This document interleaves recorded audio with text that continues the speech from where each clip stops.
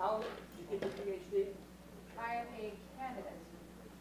I am a PhD candidate. I'm no longer doing this. I'm done with coursework. I completed it before GPA. I just have to write the paper. That paper's a dissertation. Context was irrelevant. I'm almost done. Yeah. Step one for graduating. Wow. And then you gotta write your dissertation. You're not allowed to. You're not here to write your dissertation until you go through these exams. You have to prove you have the depth and ability to do it. As I told her last night, some people do. That's what I was just telling him. So. Ooh.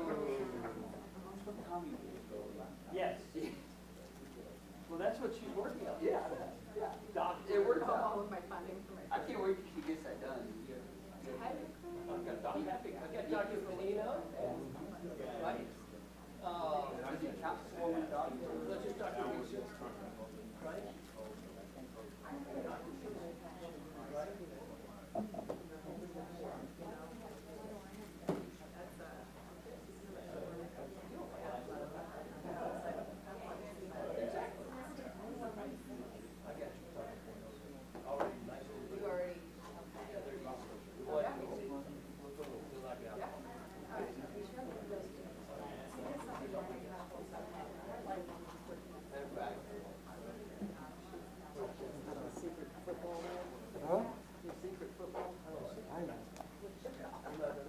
Court order or warrant? For what? That's all that matters. There was one committee member. No, yeah, it was a 2-hour exam for the girl.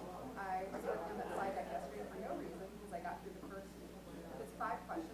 I got through the first question, and they were like, hard.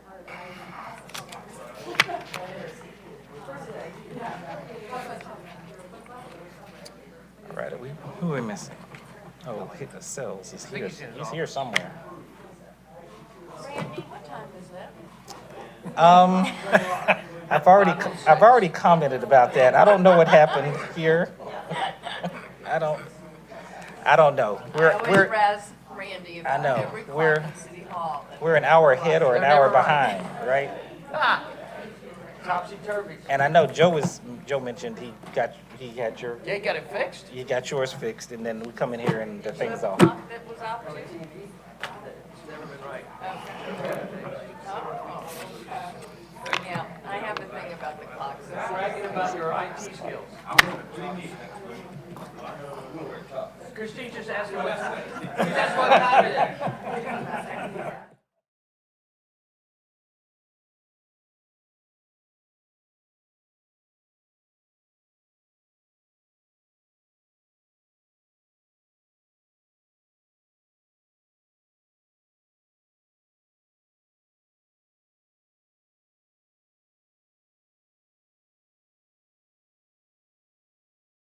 We'll begin in 10 seconds. I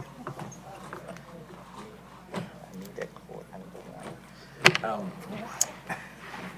Good evening, everyone, and welcome to the committee meetings for April 29th, 2025. The elected body present, Mayor Kurt Wilson, Councilmember Christine Hall,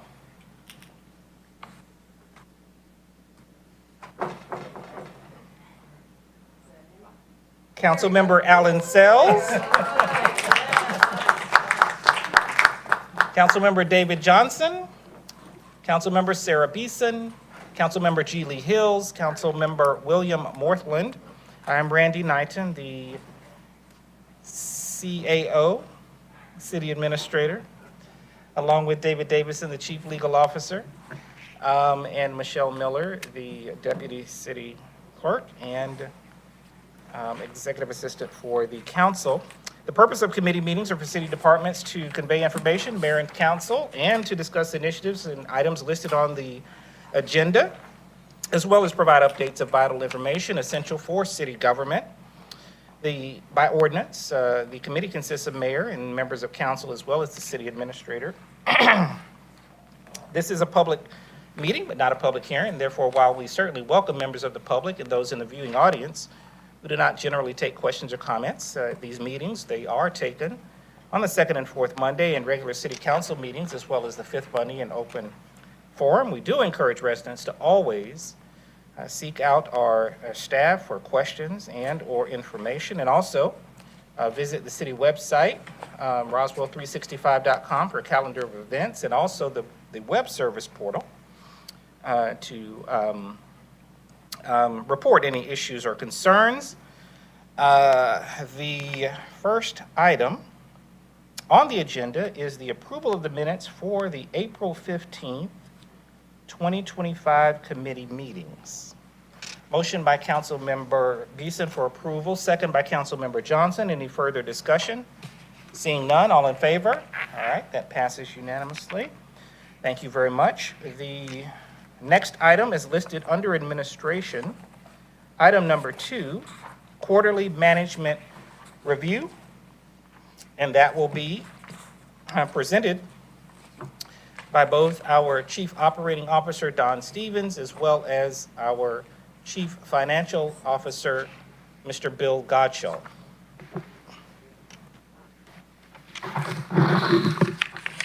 Thank you, Mr. Knighton. Council, I wasn't for sure this is the first time. I didn't know if there was walk-up music. I thought maybe if I started over there, make my way up, whatever. But thank you. Do it again. We try to cue it up. Yeah. It's not like this, Don. Don, what's your song?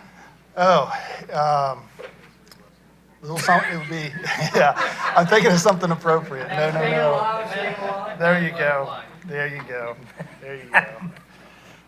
No, listen, I was thinking about how to start tonight. It is my first time presenting to this group, and thank you for the opportunity. Genuinely mean that. I really appreciate how Mr. Knighton opens all of the council meetings. He always references the vision of the organization to be the #1 family community in America, the mission to provide our citizens with an exceptional quality of life. And I thought that would be an appropriate place to start because it is the vision, it is the mission, it's the charge. We're going to have a little bit of a look back on some of the things that we covered at the Leadership Planning Conference a couple of months ago. Some of that is some of the strategic framework. All of that points to vision and mission, though. That's all just the path on how to get there. So #1, I thought it would be appropriate to reference that. #2, Roswell was named #5 in the United States from livability.com for the top 100 best places to live, #1 in the Southeast. So when we talk about being the #1 family community in America, that's a huge milestone this past quarter. So when we start talking about quarterly results, it seems like a good place to start. So, yes, a little bit of revisiting the leadership conference. And as you may recall, in January, we went through and talked about an operations roadmap. We talked about some strategic imperatives. Yes. It's on, but. It's green. Do I need to be a little closer? Okay. There we Is that go. better? There we go. Okay. We can start that all over. All right, start from the beginning. Walk up music, let's go. Can't get enough of it. There we go. Staying. Sharp press man, easy top. There we go. That's the winner. Yeah. There you go. So anyway, yeah, Leadership Planning Conference, we covered things like operations roadmap, strategic framework. We talked about our 25 goals and objectives. We went through, and we'll revisit that a little bit tonight, but more importantly, we made a commitment to come back to this mayor and council and provide quarterly management updates, kind of a board meeting type of approach. And we committed around 3 specific areas, and that's not just for this meeting. This would be every quarter. This would be the process we would go through, kind of standard process. We'll talk about goals, the things that we've signed up for, and the initiatives that we've signed up for, what progress have we made in the quarter. An operations dashboard. We'll talk about this in some level of detail later on, but definitely believe in keeping score. Are we winning from a service delivery standpoint? Financial results. CFO Bill Gottschall will go into some level of detail a little bit later, but we've had a good start to the first quarter of the year, to the beginning of the year in terms of revenue, expenses, and better than budget, and coming in continued positive cash flow of the organization. So across all of these areas, and again, we'll go through this, but an encouraging start to the first quarter. Organizations I've been in the past, we always believed in a first start. It builds momentum through the year. And if you can start strong, it just makes the tailwinds easier as you kind of work through the remainder of the year. I also shared in the leadership planning conference some of my initial priorities coming into the organization. If you recall, in January, I had been here about 100 days. And I shared a few of my observations and some of the priorities coming out of that. One of the things that I shared that was clearly a priority was the importance of streamlining our planning process, what we called back then decompressing decision-making. I think what you have seen on the back end of that is a legislative calendar. That's kind of the end product. What you've not seen is on the front end of that, a number of process changes we've made from a staff standpoint to be able to produce that. And it's been significant. And so I won't go into depth later on in the presentation. I would just say that we continue to refine this to be working in not just a 60-day out, but a 98-day out planning process. And it's interesting, when you start talking about decompressing decision-making, it actually allows you to speed up decision-making. And so and we're starting to see that. We're clearly moving much quicker than we were previously. Improving project management discipline. This is clearly a theme, and we'll hit on this a couple more times at least as we go through the night. But just between economic development and infrastructure, we have over 50 projects, and they're large-scale projects. We'll go into that into some depth.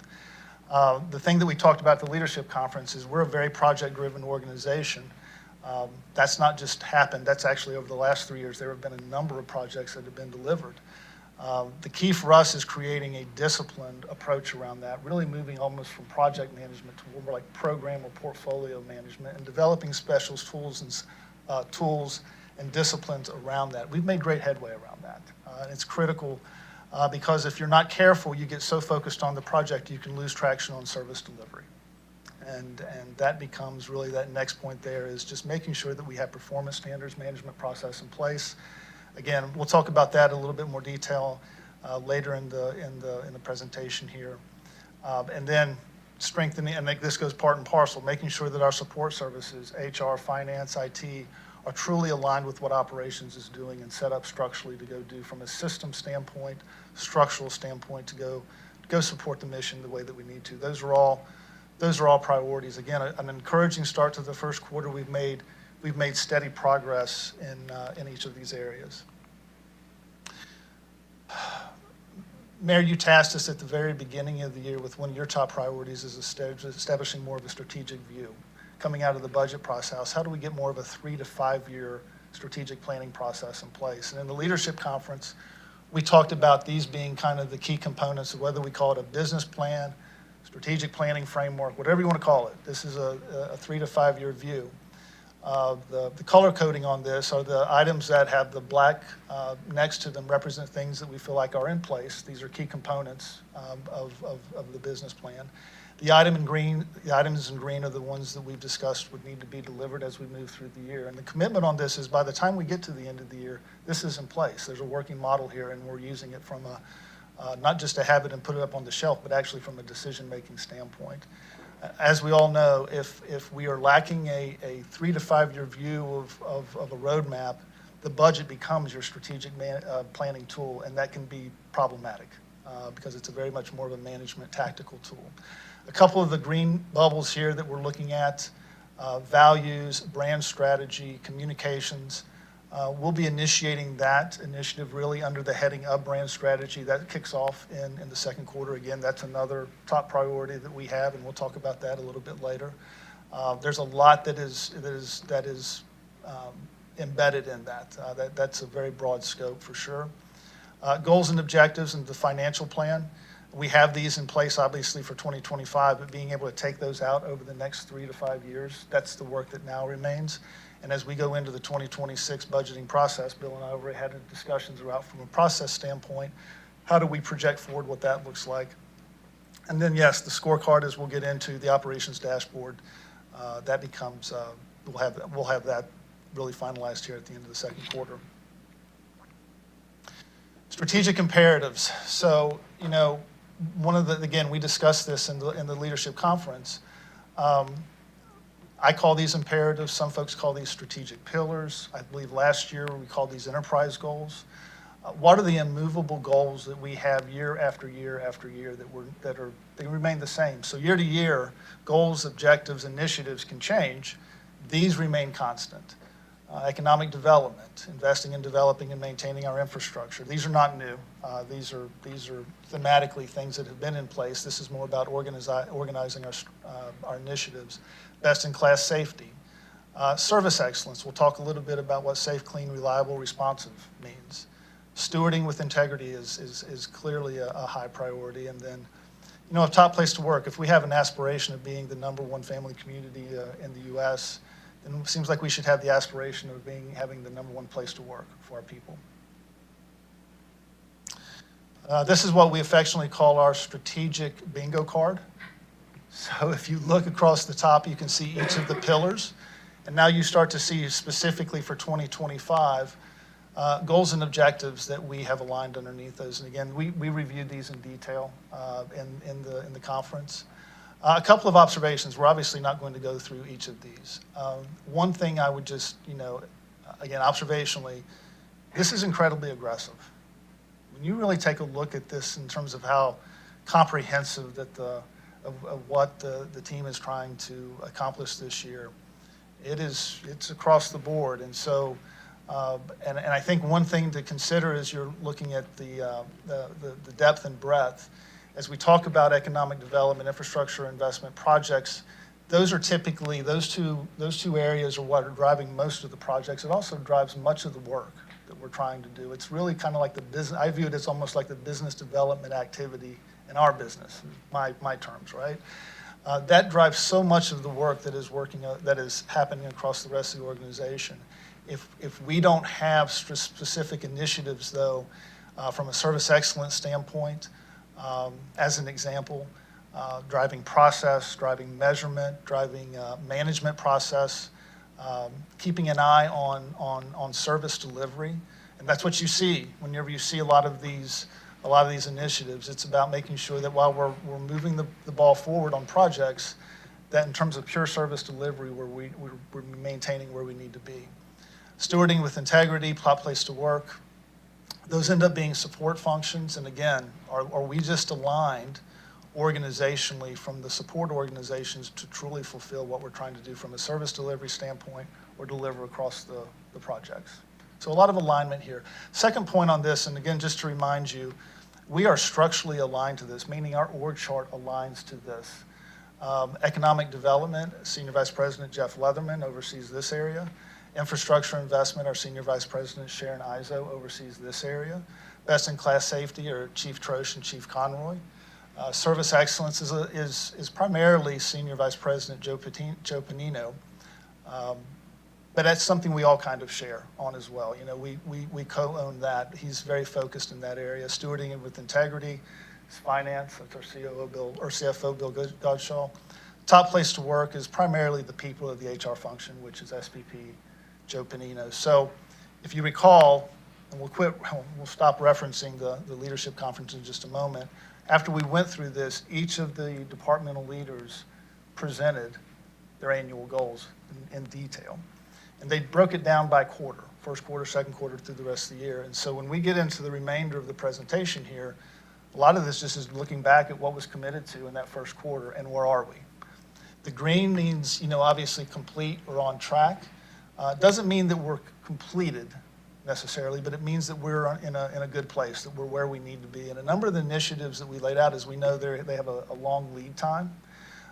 So some of these were initiated in the first quarter, and we have specific milestones that we're trying to hit each quarter. So Hill Street's a perfect example. We hit a huge milestone last night. There'll be milestones that we have in the second and the third quarters as we move through the year, and those are kind of, this is how it's laid out. So yes, some of these have been completed. And then you see on the right-hand side the key focuses in blue. These are just coming into the second quarter, some of the primary focuses that we have, as we jump into the second quarter. Don't need to go through all of this for sure. Just a couple of weeks ago, Senior Vice President Leatherman walked through the economic development quarterly update anyway. So, the only thing that I would just add to that is, if you recall in that presentation, Jeff laid out kind of the process, the economic development process, and he had a couple of slides that showed the level of complexity. We currently have 11 of those projects in play right now. We just had our steering committee meeting this morning. They're in various phases of standing up, some in origination, but now we're starting to see a number of them move into implementation. So the importance of having scorecards, process management, we reviewed some of that today. The process discipline around making sure that we can manage multiple projects given the scale of what some of these are. I mean, some of these projects, the value to the city is in the tens of millions, some upwards of $1 billion. So a level of complexity, the length of time, a lot of focus on process, not just on the project.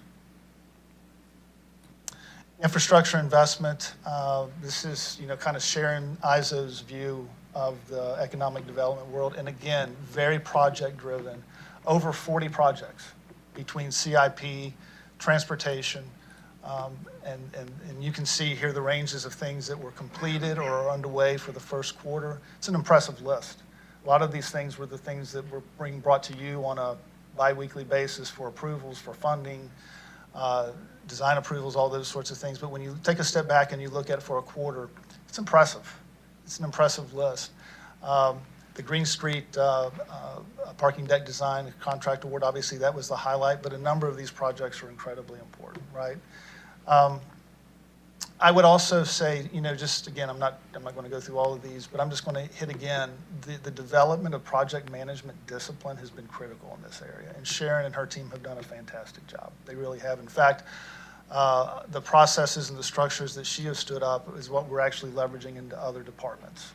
It's kind of the baseline for what Jeff is using for the economic development process standpoint. So we have work to do still. And we're learning as we go. Again, this is more about program management, portfolio management, than it is project management, but it's key to the success. Best-in-class safety, this area, again, this is primarily Chief Troche and Chief Conroy. We have a huge milestone tomorrow, an exciting milestone tomorrow, which is transitioning into the public safety building at Summit. The timing just worked out well. I asked if they could wait until I was doing this presentation. They were ready a couple of weeks ago. I said, no, wait, because we're doing this. That's not true. But no, yeah, it was good. Yeah, but we start, tomorrow morning, I believe at 6 a.m., the first shift reports. In total, we have a little more than 80 uniformed patrol that will be reporting out of that facility tomorrow. So very exciting. That'll be the kickoff of that transition. That'll take us all the way through September. And, the only other thing I would point, again, you can see the areas of progress. Again, some of these doesn't necessarily mean that we have completed, but they're definitely on track.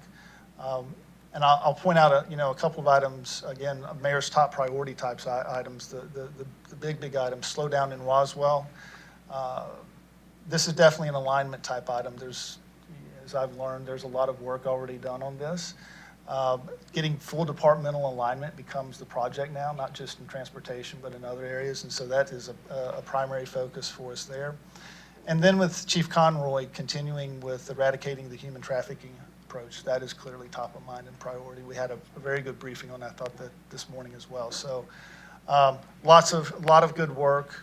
It's almost not fair to try to call things out, but those are the big ticket items here. Service excellence, and this is near and dear to a COO's heart because it's always easy to get focused on the shiny penny, right? Service excellence, though, is more about service delivery. And in my view, when we start, and again, we'll go into more depth about performance standards and KPIs, but the whole purpose of standing up reporting, getting KPIs in place, is plugging that into some sort of a management process. And so when we talk about developing and implementing monthly business reviews at a department level, MBRs, which was the commitment that we made and at the beginning of the year, it's core. It's core. And we have stood those up. We've joked internally that we've been kind of in a crawl, walk, run mode. We believe we're past the toddler stage right now, but we need some hand-holding from time to time still. But these are powerful meetings. It's not just going through operating KPIs. Bill is in the meeting. We integrate the financial performance of each department as we go through it. HR is in the room, so we're talking about staffing and headcount. So it is a truly integrated, holistic approach for each department. And we are making great progress. I would say we are about an inch deep and a mile wide right now. So we're just kind of started getting into the purpose. We had our quarterly reviews with each of the departments last week. And we actually had a couple that actually started to feel and resemble a true, where we were getting into substantive conversations around what is going on in the department. I would just say, fantastic leadership at the department head level. It's more about getting the right information in front of them for them to be able to talk about what's going on in their business and having it all at one time versus having these siloed conversations around what's going on. So we have work to do there, but we're making good progress. And I would just also say, I know Bill, this is near and dear to his heart. When you're doing this well, it really becomes your runway into the budgeting process. If you're having solid monthly business reviews, it really is the starting point for your business planning and your financial planning process, and that's really what we're trying to get to. Number of important things here. The Resident Business Services Initiative, sponsored by SVP Leatherman. We've talked about that. That's a huge milestone as well, the things we're doing there. Stewarding with integrity, financial results. Please. Sure. Yeah. So if you recall a couple of weeks ago, at council, I presented the results of the June 30 audit, as well as our progress so far on the 6-month budget to actual comparisons, and that's underway, being audited right now. In fact, our finance department is slammed between my trying to transform monthly financial reporting and the auditors actually in there on the 12/31/24 audit.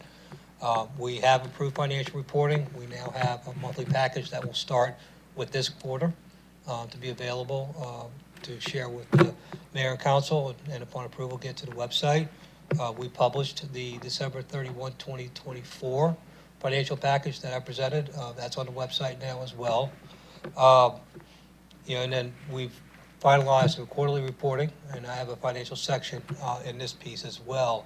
A couple of other things that may be a little less obvious, but equally important: the monthly bond updates. Right, the dashboard is back up and running. That's more Sharon's to Sharon's credit and her group. They got the links reestablished. They've got the tug in, but they've also reconciled to our ERP system to make sure that the dollars match with what's going on the website in a real-time basis. And then we've not just evaluated our grant strategy, but we've now finalized our grant strategy so that we're making sure that we're expending resources on grants and budget asks that align with what we want to do as a city, instead of just chasing a dollar for the sake of a dollar. Something that actually meets the what we call it, bingo card. But that is a key. It's a key document for most of us. I have it up on my whiteboard, and I evaluate it each week to see where I am on it. Not just my section, but sections that I support as a finance leader. And then, of course, we've started the QMR as a quarterly management review process. I do sit in with Don on each of the monthly business reviews to the extent I think I've hit 90% of them so far. Every now and then I get pulled into something else. But Don said something important, and we talked about it individually as I went through my interview process. Finance can't know what's needed if it doesn't understand what operations is doing, and operations can't execute if they don't have finances to do it. So I really did view Don as probably the most important person to my success in the city. So far, I think it's been a great partnership. And as we go through the QBRs, we can now answer the question, what are we getting for the budget dollars assigned to this particular area, whether it's a department, it's a division, it's a function. We have measures and standards for those measures to compare against. And that's going to make, I hope, the budgeting process a little more formative this time around.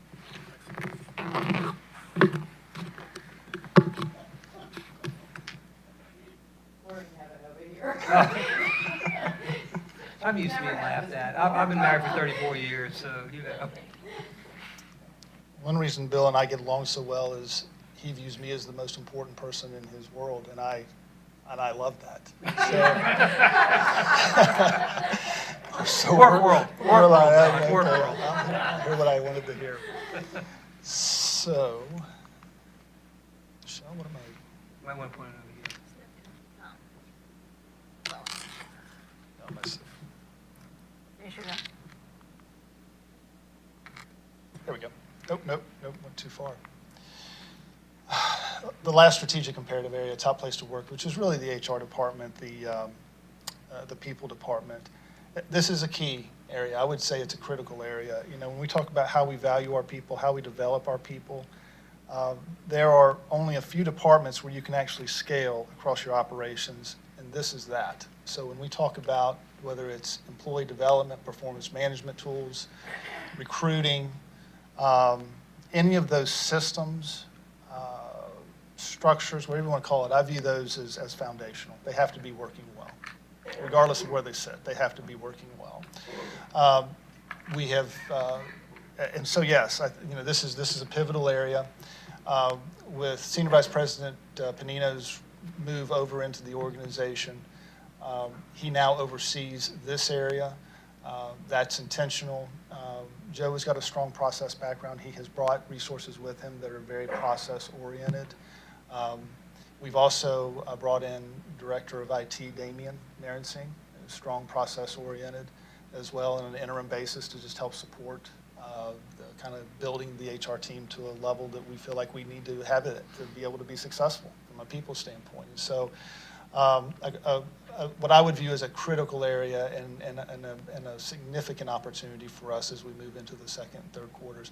I would point out we have on here developed targeted recruiting plans, and not to get into too much of the depth, but to kind of dimensionalize that a little bit. In total, I don't view us as having an open positions. It's not like we have a ton of vacancies. In fact, from a public safety standpoint, in our uniform positions, we have no vacancies. We're fully staffed, which is where you need to be, right? However, if you look at the other operating departments, EPW, Transportation, Rec and Parks, we have about 35 open positions, and about half of those I would view in the critical stage. They're in like a 90 to 120-day window where they've not been filled. Believe it's more of a recruiting strategy approach that we need to be focused on right now in terms of getting those filled. Where are we looking for folks?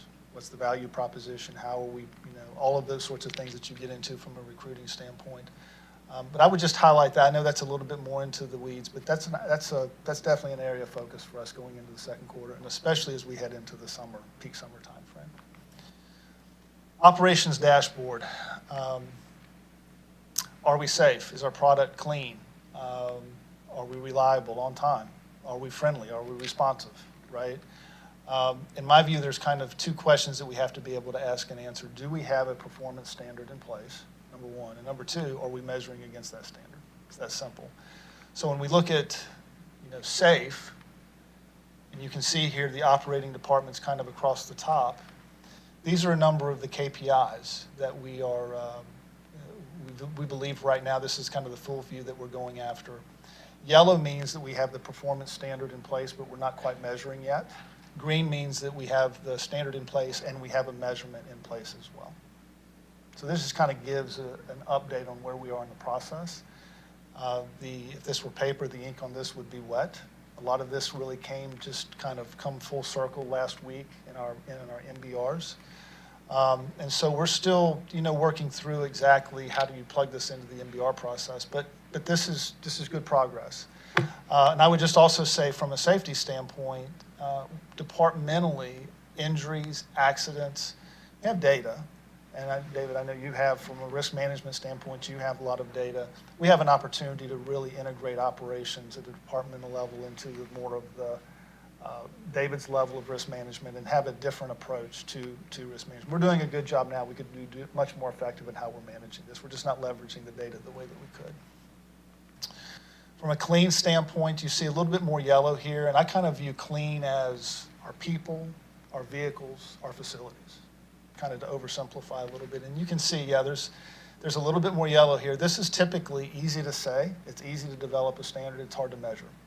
A lot of this is observational, inspections, leadership huddles, those sorts of things. And so we have processes in place to go after this, but we don't quite have the scorecard stood up just yet.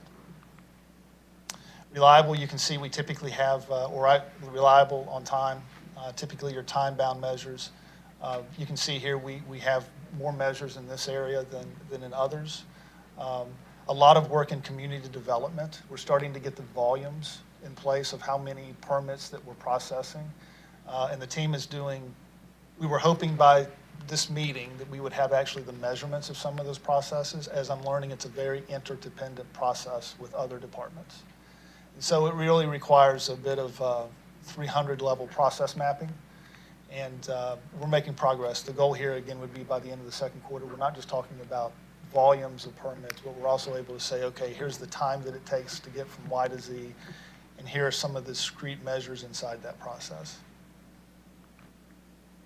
Responsive, friendly. Again, sometimes can be a little more difficult to measure. We have some measures in place, and I really think that, we didn't, to call out business and resident services specifically, the standing up of that organization, a call center, the data that we'll be collecting from that group, that gets us a different view of data that we've not had in the past, and that's going to be very, very helpful.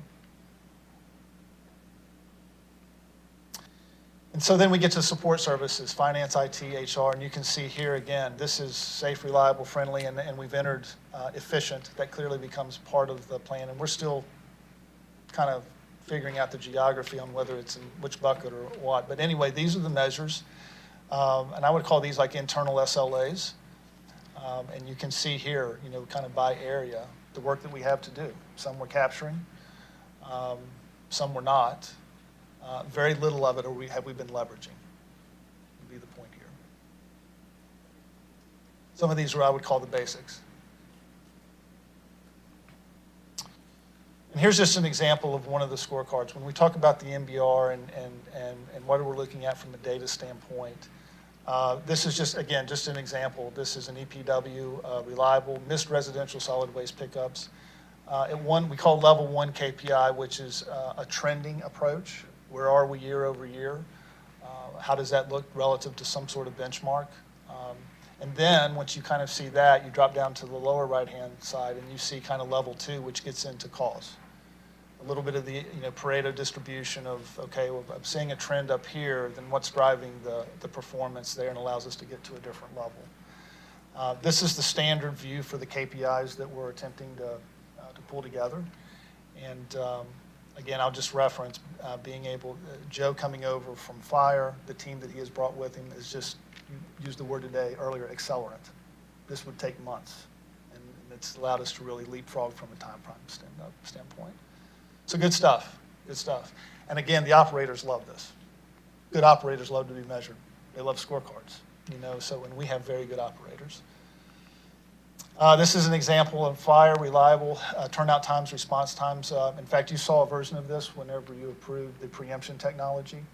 Again, you get the visual. This is what we go through. And to Bill's point, when we start talking about budgeting or initiatives or projects, those sorts of things, this starts to put data behind some of the business cases that we have to look at.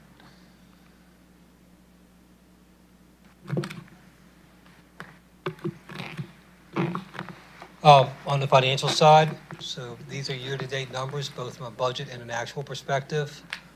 Slightly ahead of property taxes. Obviously, our big property tax window will come in the fourth fiscal quarter, around October, November, when the bills get issued and we start collecting.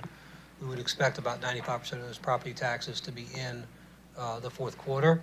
Sales and use tax, this is allocated to us by Fulton County on an agreed-upon formula, but it's reported to us, it's supposed to be on the 25th. We got it in yesterday morning.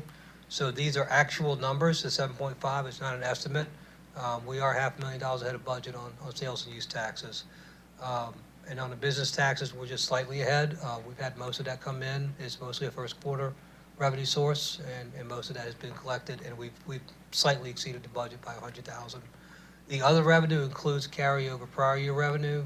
So as we expend those revenues, they get reclassified up into one of the other buckets of revenue related to the expenditure. So for that number to be down is normal. That's a normal decrease on the other revenue side. So net, our revenues are about $500,000 ahead of schedule for the quarter. On the operating expense, on the expense side for salaries, benefits, and operating and transfers, we're about $700,000 ahead. Most of this is just, if you looked at the KPIs, what you see are operators carefully stewarding their departments and timing their expenditures to achieve maximum results. I mean, they're working hard and working towards the budgets that were set for them. So far, through the 3 months ended 2025, March 31, 2025, we are $1.2 million ahead of budget. I can't promise we'll hold on to that, but like Don said, a good start is a good start, right? You'd rather hold on to the gains than try to fight to claw back. So, I do think the MBR process will continue to help us identify more opportunities like this for savings.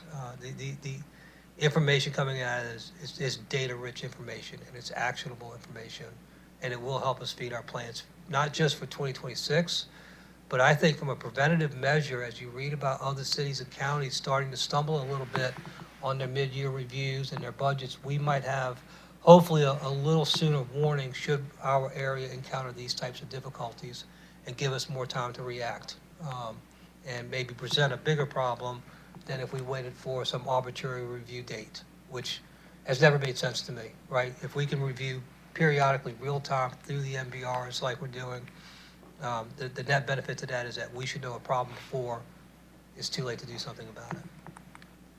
So on the liquidity side, a number of you have approached me to ask how was our cash balance. The June 30, 2024 number is audited. Our unrestricted cash balance was $72 million, restricted 197. The number to really focus on here in my mind is the unrestricted cash balance. This is what we can use for current operations.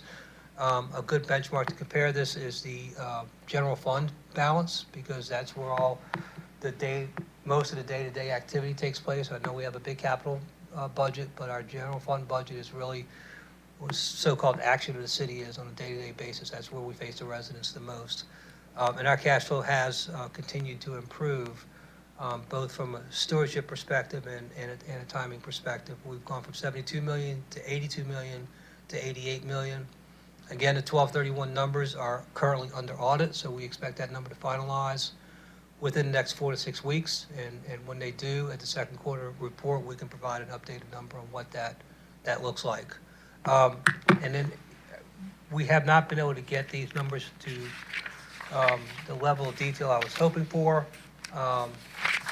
But our general fund balance at June 30, 2024 on an audited basis was $34 million. So our cash is a little bit over twice our fund balance at this point. At 12/31/2024, it dropped a little bit to 29.4 million, and it's come back up to 39.4 million at March 31. So in all cases, we have more unrestricted cash than we actually have general fund balance at this time. So from a liquidity perspective, as I reported 2 weeks ago, the city has sufficient liquidity to do what it needs to do to accomplish the strategies and goals, as well as the numerous projects that are underway at this time. Could you say that again? I want to make sure I heard you. We have more unrestricted cash than we have Fund balance. fund balance. Right. If you think about the way fund balance works, it's got to be either secured by debt, restricted fund balance. I mean, think about our assets. They have to be either secured by liabilities, natural liabilities, restricted fund balance, or unrestricted fund balance. So in the case of general fund, you want as much liquidity in that as possible so that you can react to changing circumstances. And our unrestricted cash exceeds our general fund balance by a factor of about 2x for each period. So it's a healthy liquidity measure. And it's why we maintain our AAA bond rating. Even through the approval of the second bond tranche last night, we'll be fine. Back to you. So finally, Mayor's top priorities. There we go. Just to revisit, Mayor, you actually initially introduced these in the State of the City address. It was the I had heard some of these before, but this is where it kind of started to really then take shape.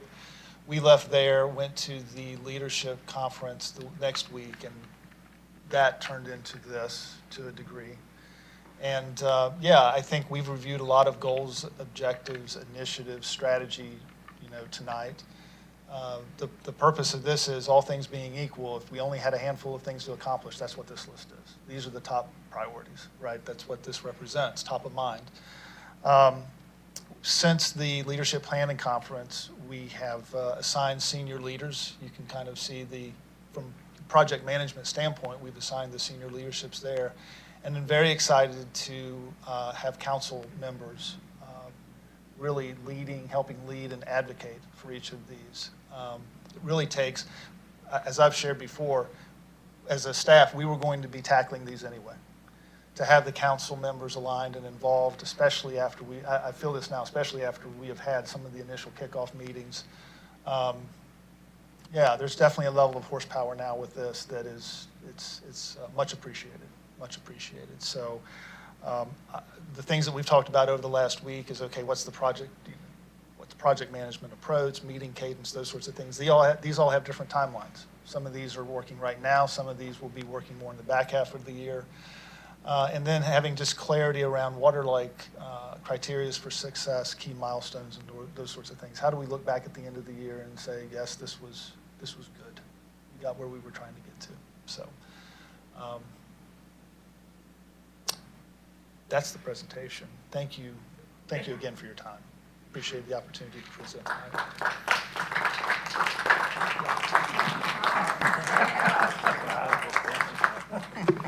All right, thank you, gentlemen, very much. Obviously, this has been the result of a great deal of work by Mr. Stevens, Mr. Gottschall, and the entirety of the team, who have really been very disciplined, very intentional about how they have assembled information in a meaningful and usable fashion, ultimately to serve the residents of Roswell.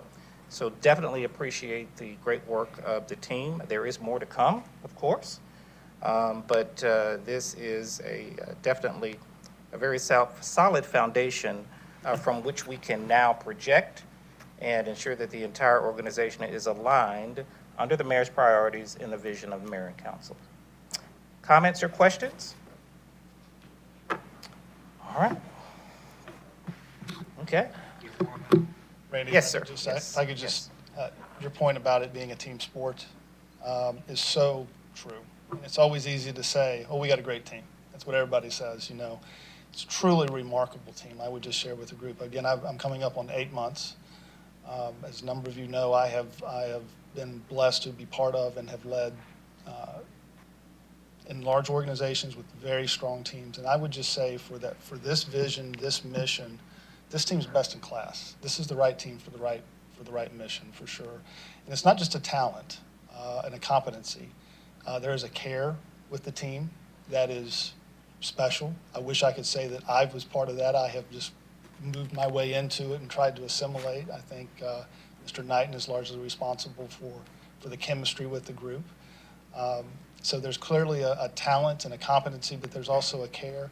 And the alignment around the vision and what we're trying to achieve is remarkable. And I would also give high marks to mayor and council. I step into this from the private world, not assuming it would be a very political environment. It is a political context. But this is a group of folks, I would give you high marks. I'm always impressed by just the alignment around vision and mission and the care that you have. That trickles and it makes its way into the staff as well. So top-down alignment is key. And I'm grateful to be here. Thank you. Thank you. We appreciate you, sir. All right, thank you very much. All right. I guess I'll say. Yes, Mayor Wilson. I don't want to belabor an outstanding presentation. Yeah, I think, I think it's worthy of noting, we all know this. Yeah, exactly. I've been here before, Alan. No, yep. This is Don's first trip to the table, not mine. Yeah. There'll be no questions for me.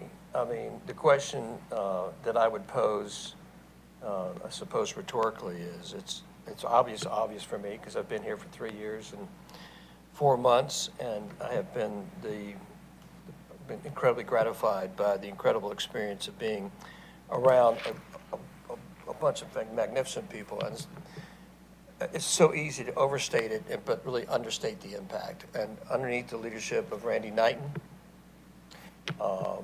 this organization, you know, I don't like using the word staff.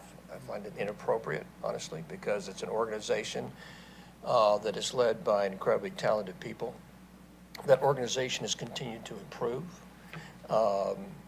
And in conjunction with that, I'm incredibly gratified by the 6 elected members that all represent the residents and businesses of Roswell that are seated at this table, all 6 of them. If all 6 of them ran today or tomorrow, I would, 100% support each one of them in their reelection campaigns. That's how much I've gotten to know and believe in each of these 6 people, because there's a question we ask behind the scenes all the time, and it often puts these 6 people in peril, which is what's the right thing to do. And not what's the right thing to do for today, but what's the right thing to do for tomorrow, 5 years from now, 10 years from now, 20 years from now. Not what's the right political thing to do, what's not going to get you a hard time, what's not going to create a problem for you, but what's the right thing to do. And all 6 of these people, as elected representatives, in conjunction with the leadership of this organization under Randy, have really done something special. And I just, as kind of a bystander to all of it, I'm incredibly gratified. Don, and I know you're the newest member, you and Bill are the newest members of the team, and you've come in. And creating the C-suite was not by accident. Creating a senior leadership team below the C-suite was not by accident. And it was dramatically needed for the mission and the strategy and the vision of this organization.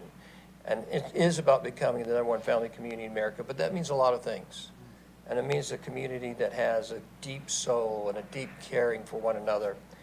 Not manifests itself, not just in wealth, in terms of financial terms, but in the wealth of compassion, the wealth of the quality of life. And that all these things we talk about are obviously, they have very tangible functions to them. But what is very apparent, and what I'm very optimistic and hopeful for, is that the heart and soul of the city is very much evident in this elected council and in this leadership team. And that continue to manifest itself, that it will manifest healing in the city of Roswell. It'll manifest trust in public institutions, which I think is a hugely important thing.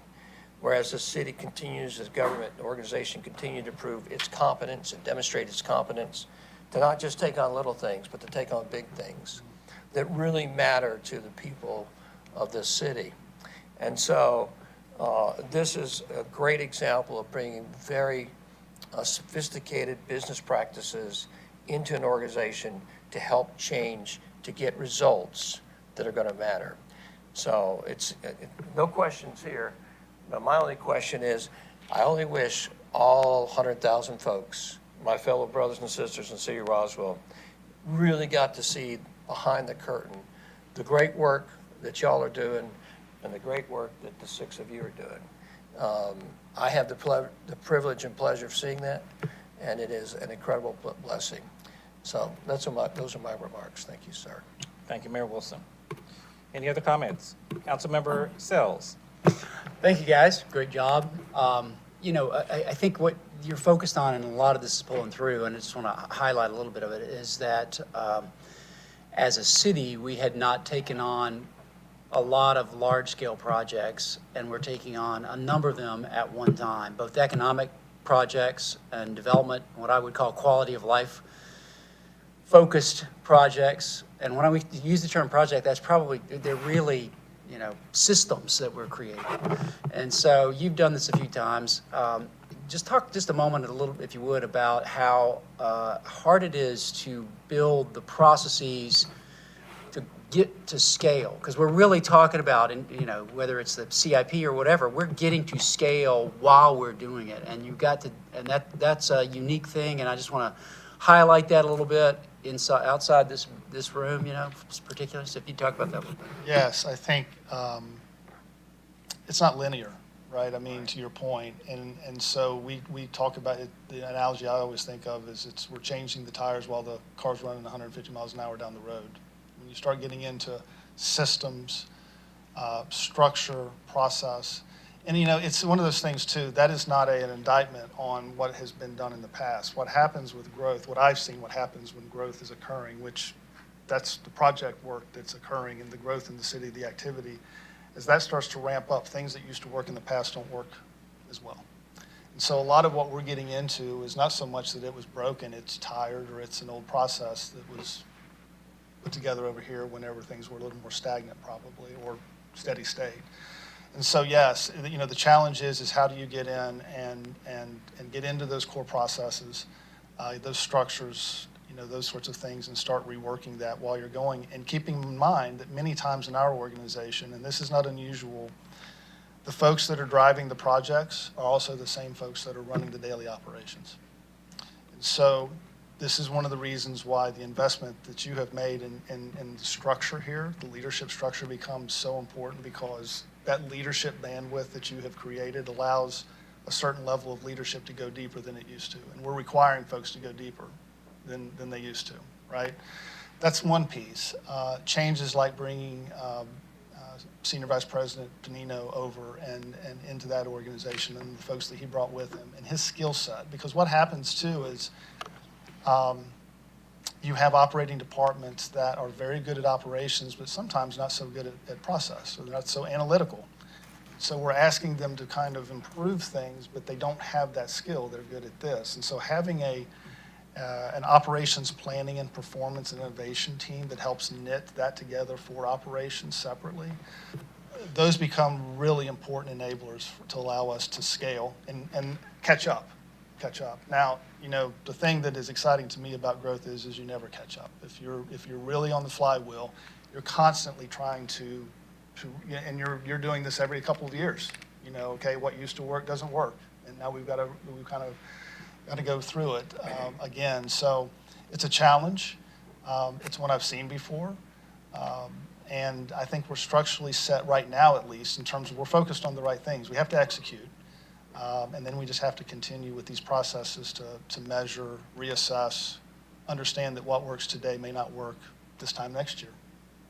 Right, and you talked about having the time, I call it white space in the day, for the leadership, specifically those who are in charge of some of these projects, to think about the job, not just do the job. And so what we have historically done, and what you guys inherited, largely were doers of jobs, deliverers of services.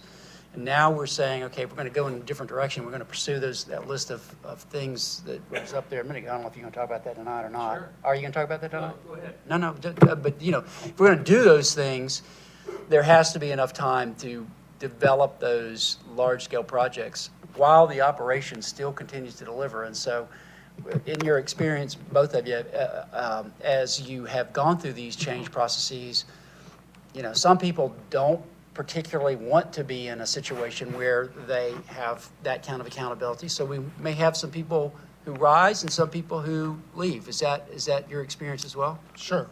I mean, change, for some folks that are some folks are attracted to it.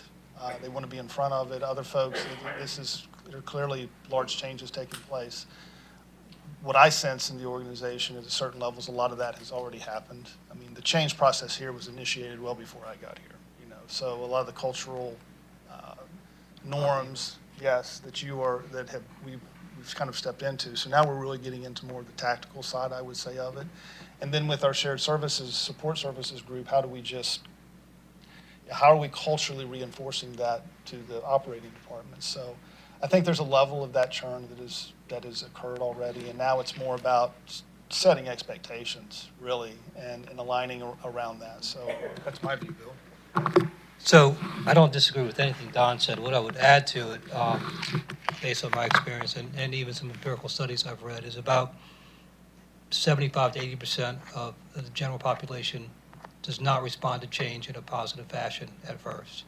And particularly in the workforce and in organizations, whether corporate, private, government, whatever it might be, you do need a leadership element that's willing to show the pathway of the change and the benefits of the change, not just to outside stakeholders, but also to we talk about best place to work. We need to give them a reason to be here and a reason to embrace this mission and embrace the culture that we're trying to lay out for them. The other thought I want to say, and I want to echo what Donna said. I've worked for a number of organizations where relying on the person next to you as partners and managers and senior managers is really critical to success. And I've never felt the level of organizational trust that I've felt at the city in my first 6 months here. I think of Jeff Leatherman, Sharon Izzo, Joe Panino, Don, Mayor Council, and many others at director and deputy director levels. There's not enough names.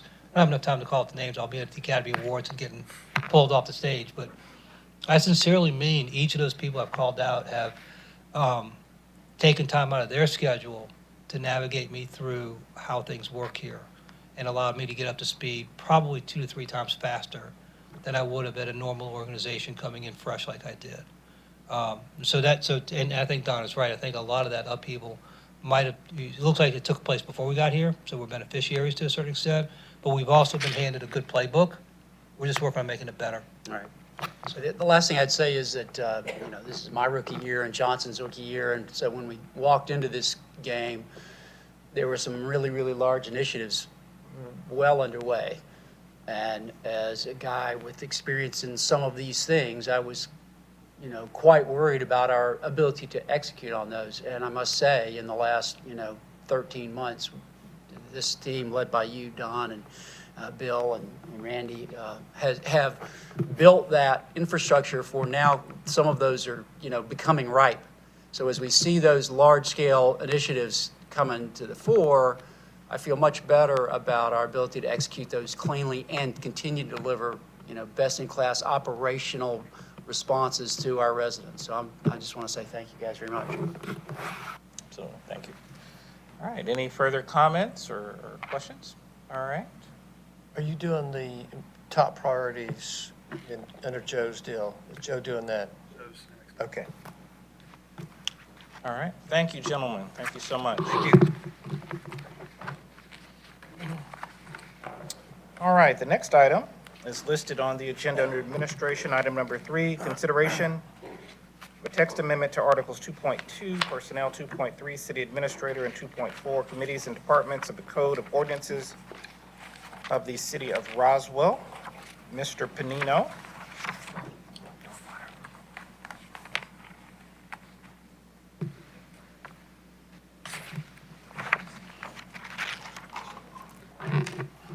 Try to live up to that. All right, good evening, Mayor and Council.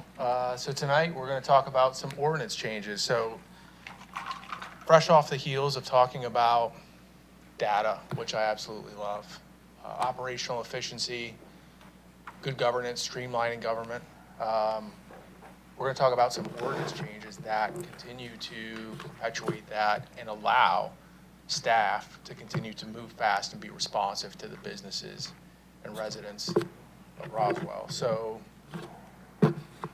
some of these ordinances that we're going to cover haven't been updated in years.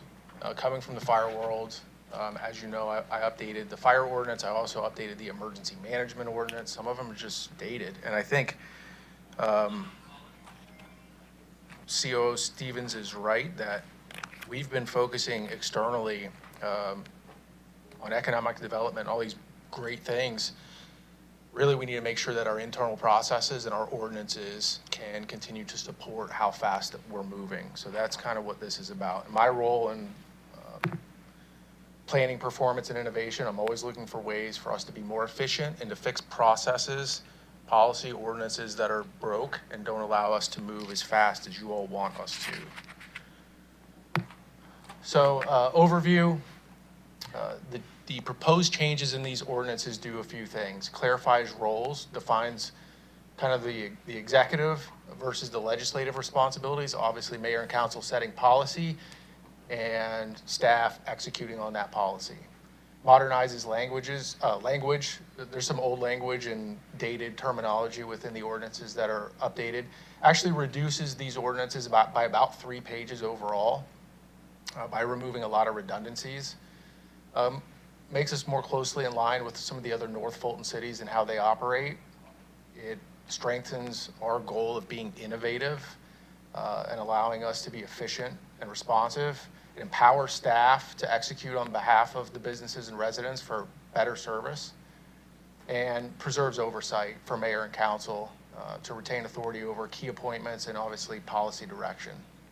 So starting out with Article 2.2 personnel, few changes. One is removing the requirement for changes to the personnel manual to come to mayor and council.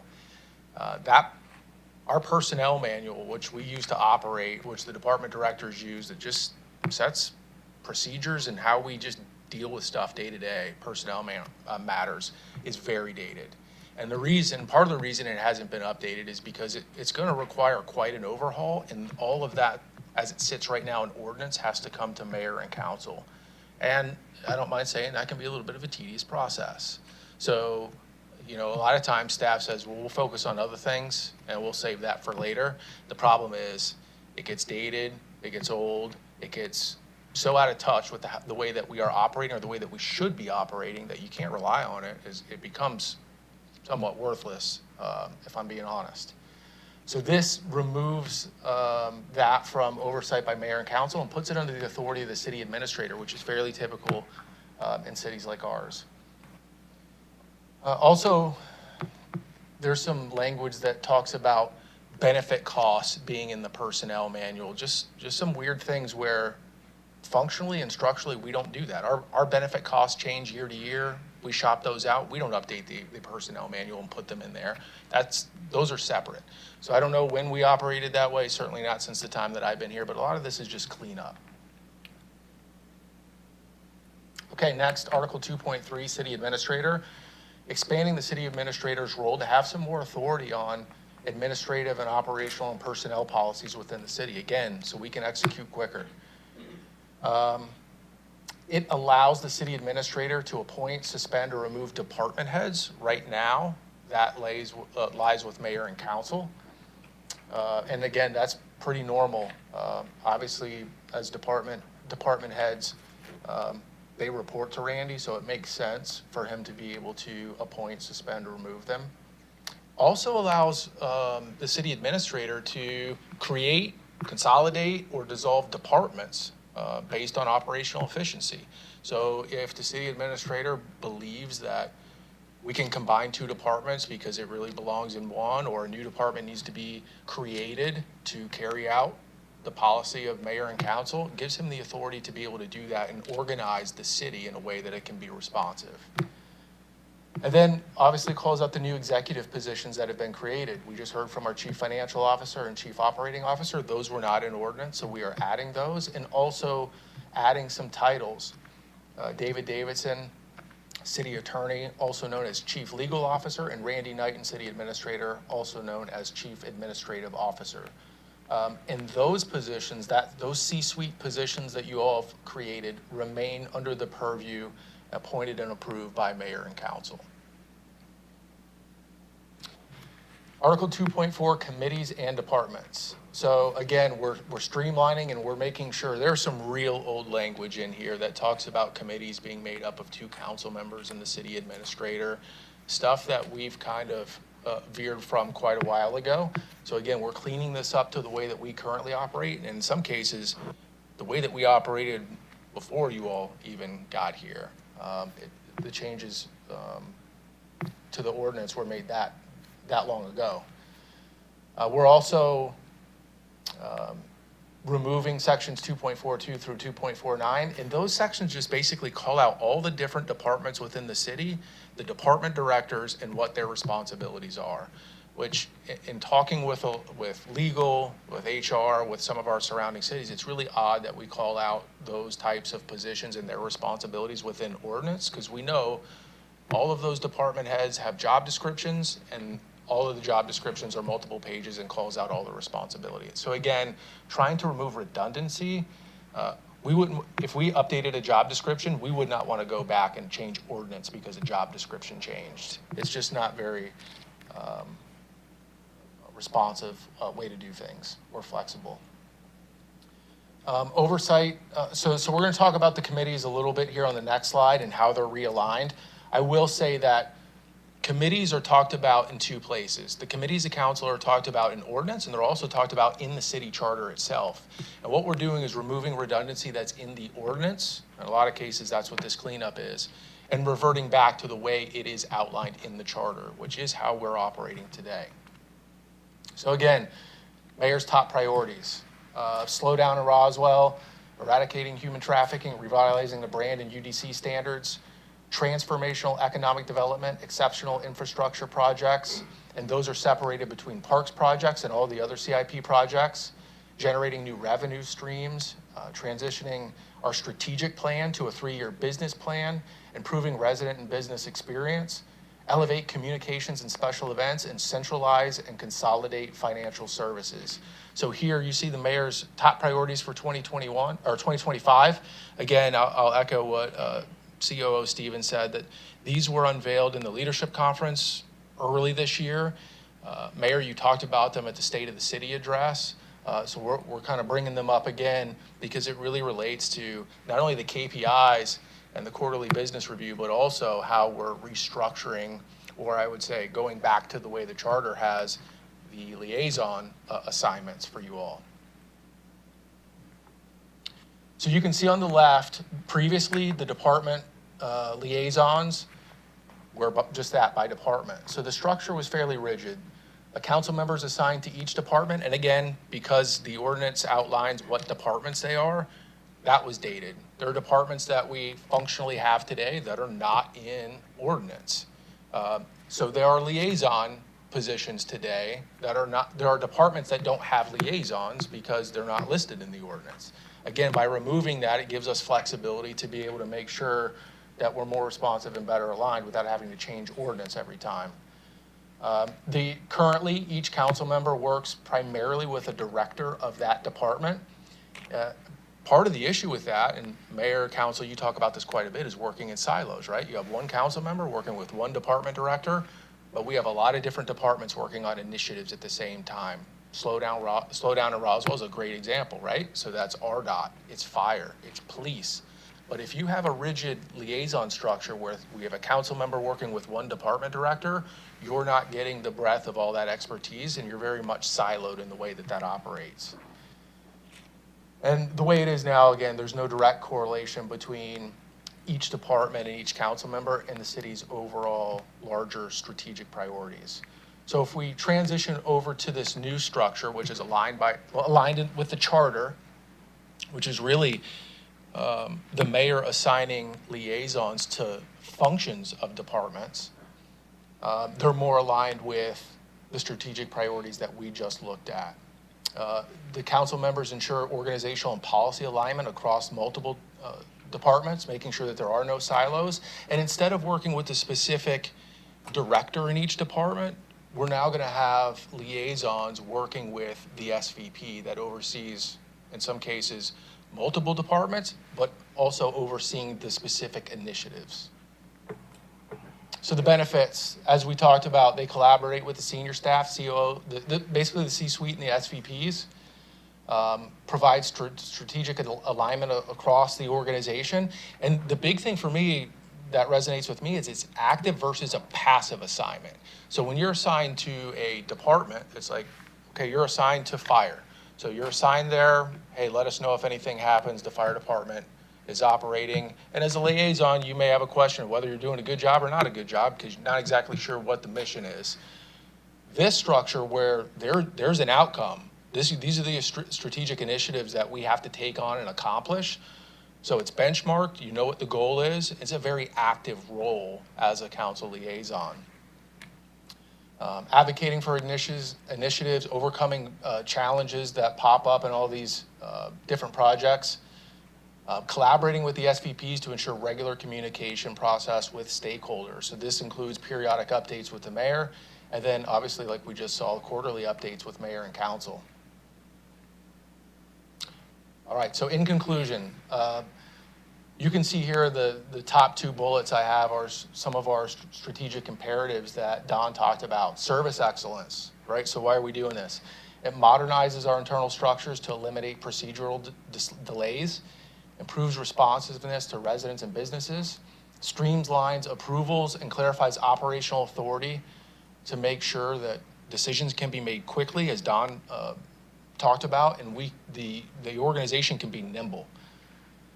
Innovation empowers professional staff with clear delegated responsibilities to drive performance and eliminate structural inefficiencies, and aligns internal governments with modern municipal management standards to support continuous improvement. I think all four of those we just saw with the quarterly business review, looking at what our KPIs are and really benchmarking, are we moving fast, are we being responsive, are we hitting the marks? Obviously, it preserves accountability, making sure that the mayor and council still have the authority over those high-level executive appointments, budgeting, and then all the major policy decisions and policy direction, and then strengthens financial stewardship. And there's just a couple sources in there that talk about how inefficiency costs local government. I think we all know that inherently, but coming into this position and looking at our ordinances, our personnel manual, our processes, you can really see how we can waste a lot of time with inefficient structure and inefficient processes. And that's really what we're attacking here. And that's what we're going to continue to attack. So in closing, modernizing the structures of the ordinances to improve our efficiency, be more responsive, which is going to result in the long-term cost savings and improve service to our businesses and our residents. With that, I'll entertain any questions. Thank you, Senior Vice President Panino. Yes, questions or comments for Mr. Panino? Yes, Councilmember Beeson.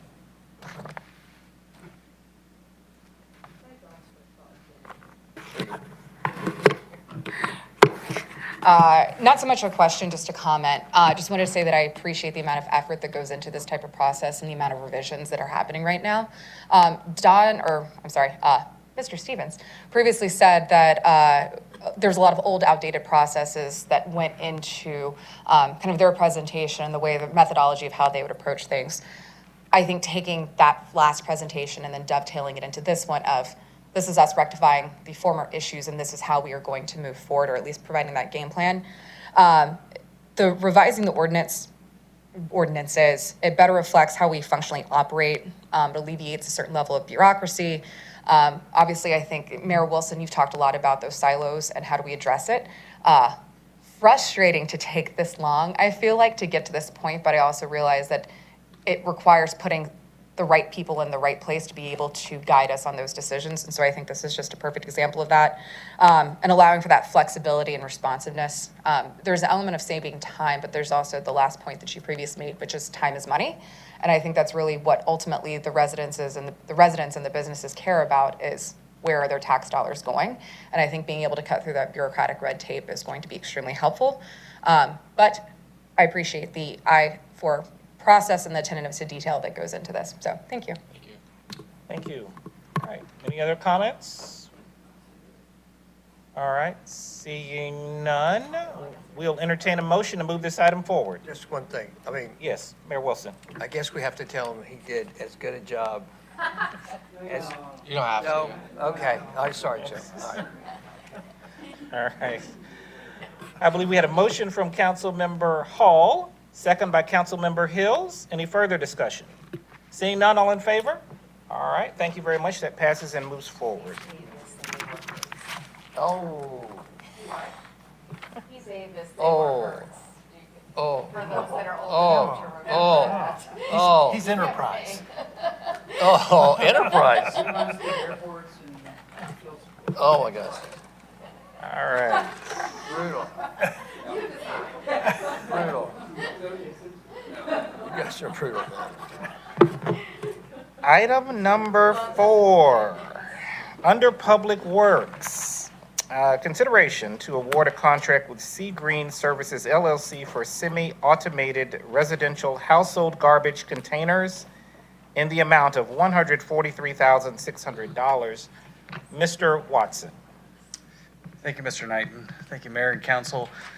The item before you tonight is to source, store, replace, and maintain city-owned semi-automated residential household garbage containers that we provide for roughly 26,000 customers within the city. We advertised this bid on March 12th of this year, and on April 10th, we had 2 bids that we received.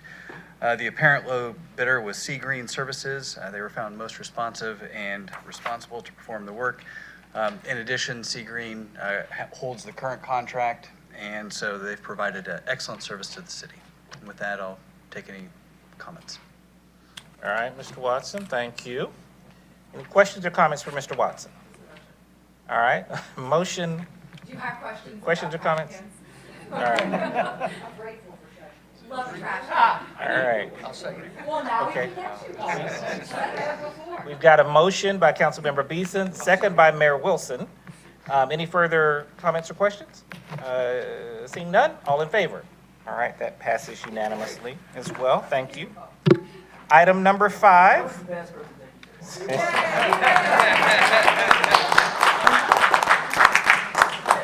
Under 2 minutes. Item number 5, under fire, consideration of Quake See-Through Technology Pioneer Program and a budget amendment to fund the program. And that is with Chief Troche and CFO, Mr. Bill Godshaw. Welcome, gentlemen. Thank you, Randy. Mayor, Council, very excited to be presenting this. This is going to align with a lot of discussions that we've had tonight, specifically a few things that resonated, top place to work, and something you mentioned about the capacity to think. I really got to commend the leadership in this organization by giving us the capacity to think at a high level and bring items like this before you, as well as also bring an item that makes it a top place to work, because we are prioritizing the safety of the community and the safety of our public safety. So what I'm going to do is I'm going to walk through the actual technology itself and tell you a little bit about how we got here, and then our wonderful CFO is going to walk us through the finances of it. The city of Roswell is basically requesting to be part of this program that is, in my opinion, going to revolutionize the way that firefighters do their job. So a little bit of history of how we got here, and then I'll tell you about the technology itself. In July of 2024, the Department of Homeland Security Science and Technology Directorate announced that interested fire departments across the country can apply to test an innovative new fire tool.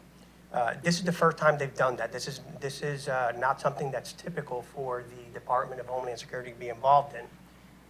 It's worth noting here that FEMA recognizes 27,068 fire departments listed in the National Fire Department Registry. DPH was accepting 80 departments to try out this technology, and Roswell was one of 80 departments that was chosen to try out this technology in 2024. A lot of that comes from what the city is doing with innovation, the support behind public safety, and all the wonderful things that you've seen, you've supported in the fire department, 4896, alternative start schedule, cancer initiatives. They're seeing everything that's happening in the city, and they wanted to make sure that we partnered up with them in this innovative technology. In 2025, Quake developed a pioneer program for 10 progressive and innovative fire departments. Roswell was one of the 10 nationwide chosen.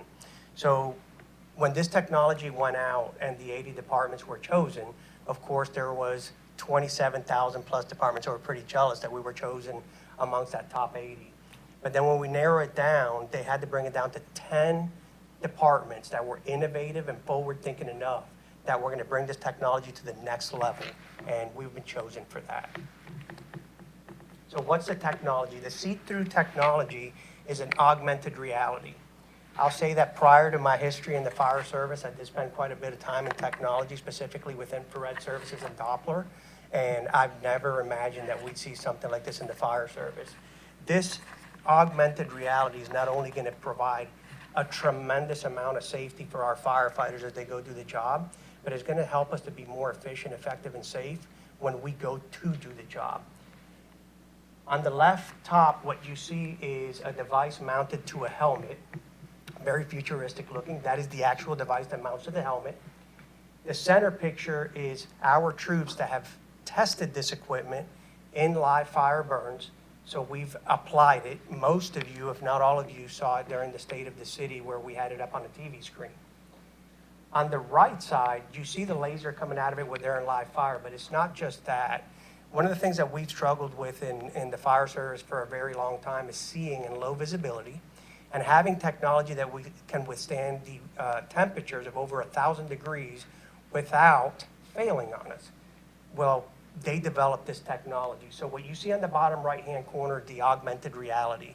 What we've had to do in the past is we've had to look through infrared signatures that were quite difficult to make out. And in many instances, we have failed to recognize things because the technology wasn't where it needed to be.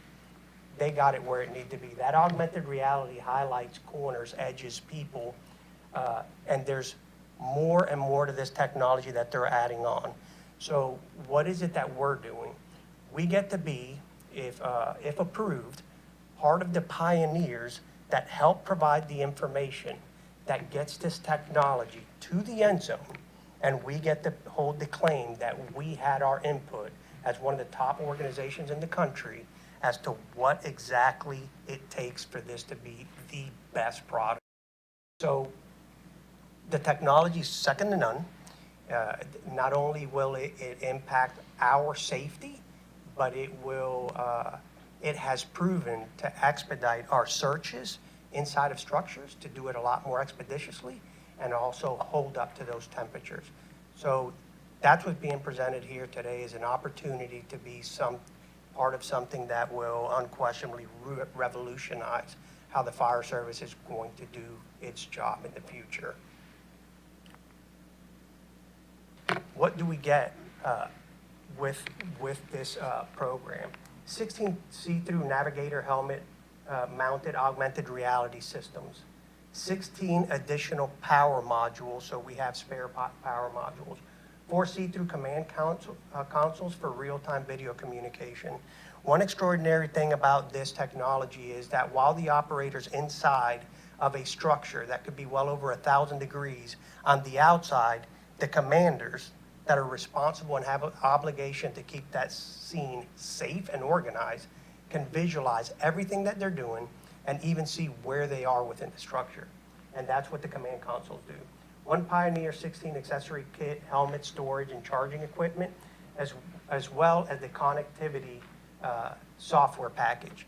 So this is cellular based. A lot of tests were done in the city to ensure that the connectivity was sound, which of course it is.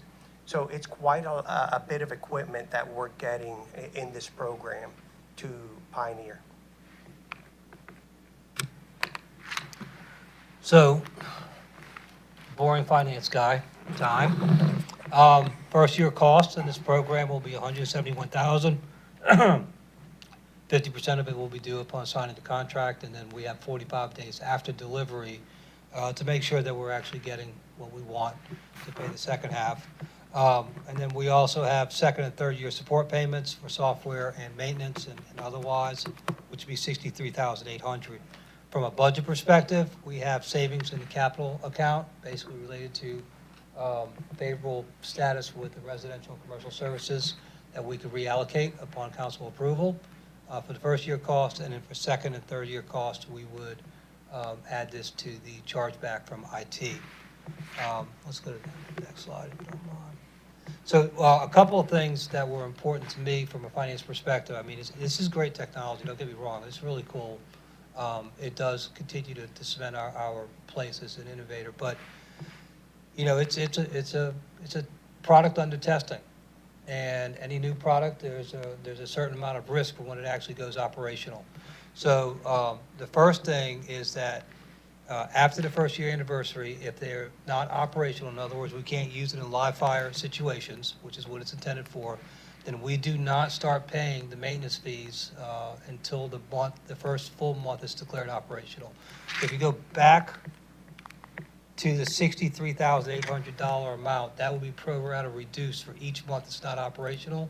And we have a specific provision that prevents them from extending the contract for not being operational on the time frame they're supposed to be. So we feel this protects the city from a 3-year beta program, basically, is what it does. And it does not have a provision where the helmets or anything get returned because it's still in beta at that point. The second thing we felt was really important was the benefit for the opportunity cost of Pavel's and the fire department's time to test the helmets and test the equipment and all that. And so what we wanted was, as Don referred to it in one discussion, most favored nation status.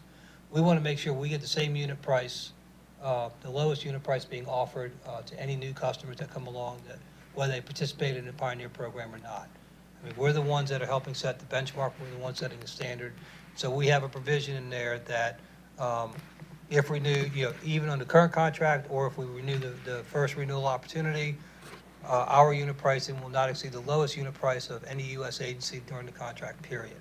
So we feel this gives us that upside protection on price, so that some large agency can't come in and negotiate a lower unit price to help boost their numbers. We would piggyback off of that benefit. So based on that, it's a total 3-year contract value of $298,000. They've offered us some discounts and so forth, but it's an untested product, well, not untested, but unmarketed product, so those discounts are kind of not as important as the fact that we've managed to keep it under the $300,000 target that we originally were discussing. Do you have any questions? Yes. Yes, thank you, gentlemen. Mayor Wilson. Thank you, Mr. Chairman. I think a couple of things that are very exciting about this. One is, Chief, I don't know if we got some videos, but hopefully we'll have the videos. Maybe we can bring it to council, show some of the videos of what this actually does. And just to kind of emphasize from a technology perspective, one, this is about innovation, but innovation not for innovation's sake, innovation for making a real difference in terms of being able to execute critical missions on lines of public safety. And that's why this fire department, the Roswell Fire Department, has incorporated very significant already in the last 3 years, several innovative things that are ahead of the curve. The 4896 already, like one of two fire departments east of the Mississippi that's incorporated 4896 has already made a difference. Looking at this, again, it's being adaptive, it's being entrepreneurial, it's being reflexive, it's being innovative. And so what's critical about this is, one, is the technology, which I've experienced, in a situation. But the coolest thing for me is, one, command and control. So there's the command and control can actually see what is happening inside of the fire, which is crucial, right? You're no longer blind, right? Now you can actually see. And the second part is the technology is building in learning processes. So you're learning from each exercise, each firefighting exercising, you are retaining that data, which is a real weakness in the industry, is the ability to benchmark data, keep data, and use data, and learn from the data. And that's another crucial piece about this technology. The other thing, one of the things that I've heard as a criticism of this particular elected body and agency over the last couple of years is, that's not what government's supposed to do. And one of the things that ones, I think, sometimes be innovative or think out of the box or be entrepreneurial. And this is exactly, just like when you listen to Bill. So I feel comfortable that the other 9 cities chosen are not going to be watching this committee meeting. So I think I can make some comments. Right? I don't think they're watching this.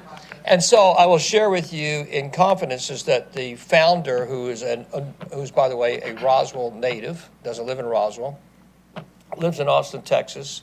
He's a tech guy, obviously. But he's not real happy with us because we're using business savvy practices and bringing him to the negotiation of the contract, which I dare say, and he dare says, like, I'm not going to have to deal with this with the other 9 cities. They're all going to say yes, write the $300,000 check and beyond. And thanks to the wisdom, business acumen, and understanding that part of the responsibility of changing an organization and making it think and act and behave differently means you have to incorporate different practices, which means sensible business acumen practices, which are often missing in government, and bringing those to the equation and helping deliver different kinds of results from a financial perspective. And so when you're going through the contract, like, sounds simple, but that's not the case in most government contracts, I dare say. And I dare say that our 9 sister cities who will be also experiencing this probably won't be doing the same, because I don't think they're going to watch this committee meeting and say, hey, look what Roswell did. They're going to write a $300,000 check, unchecked, not be unprotected on price, et cetera, not have any of the assurances that you put into the peace bill. And so I think that's really cool. I mean, I think it's so cool on the innovation side. I think it's so cool on the fact that you bring business practices and how that has real measurable results to the agency, to this government, and the people that we represent. And so there are whole many pieces there, I just want to say. But the Quake technology, very cool. No guarantee, right? There's no guarantee. This is a product we are purchasing to help bring it to the marketplace. And so, but I believe that it's a very good investment for the people of Roswell to make this expenditure. Thank you, Mayor Wilson. Yes, Councilmember Morthland. It doesn't. This one works.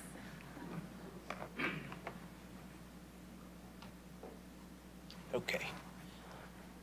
Mayor Wilson, my parents watch the show every Monday and Tuesday night. Our ratings got out. Okay, Willie, It's their big, Selma is not part of the test. it's their Sorry. big thing to do every Monday and Tuesday. But as we were discussing this prior, everything lines up with how we understand this. This to me is basically, Bill, we talked about this earlier, this is basically night vision for our military and police. In the equivalent of that, when you put it on a firefighter, they're seeing straight through the smoke. They're seeing and going straight to the problem. But one other thing that we didn't touch on is this actually bolsters the safety of that firefighter because it creates the trail that he went through the building. And as the command is watching the person go through the building, they can trace exactly where he is and get to him, should there be an issue, faster and more expeditiously to potentially save his life as well. So it's a combination of high tech, but it's also safety of our firefighters as well. Yeah, you're 100% correct, and I appreciate the support and articulating it that way. Historically, the fire service is always somewhere in the range of 2 to 3 decades behind any military service technology. This is the first time in my almost 3 decades in the fire service that I actually feel that we're in the forefront of a technology. Because this enhanced technology, yes, I'm sure it's available out there in places that we can't see with special operators, but this is not a technology that we've been able to experience in the fire service at all. And you're absolutely right. It will keep us safe. It will allow the commander to have sight as well as tracking powers. It allows the operator to mark the entry, so if they get disoriented or if something happens, it will help them track back out. The data, Mayor, I appreciate you bringing that up, and I was trying to be brief because I can nerd out and not all day, but to have all that data being provided to a centralized location where we can determine the speeds that they are searching the structures in, what they're seeing, how hot the fires truly are. We have not been able to do that. This technology is going to allow us to capture true data that we have not been able to do. Only under test environments by certain governing agencies have they been able to model and give us a lot of great information like UL, but never where we can go in there and we can get the data to what's happening here in Roswell with our structures, with our people. So there is a lot that goes to it. One last thing on a safety feature that I like to bring up. On the fire ground, one of the worst things that could ever happen is when we have to ask everybody to exit a structure.